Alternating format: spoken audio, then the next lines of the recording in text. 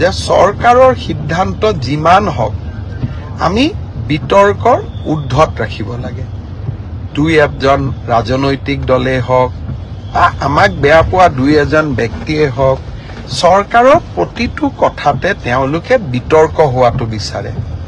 আৰু বিতৰ্কৰ পৰা তেওঁলোকৰ যে কিবা লাভ হয় এনেকুৱা নহয়, যেন বিতৰ্ক কৰি চৰকাৰখনৰ ভাল প্ৰচেষ্টাসমূহকো তেওঁলোকে যাতে কৰবাত নিগেটিভিটিলৈকে ৰূপান্তৰ কৰিব পাৰে। সেইবাবে ময়ো সাৱধানে থাকিব খুজিছো।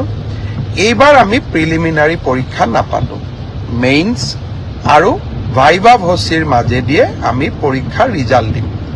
অৱশ্যে 11 লাখ ছাত্ৰ ছাত্ৰীয়ে যেতিয়া 2100 পৰীক্ষা কেন্দ্ৰত পৰীক্ষা দিব, ই এটা ভীষণ প্ৰত্যাহ্বানমূলক হ'ব।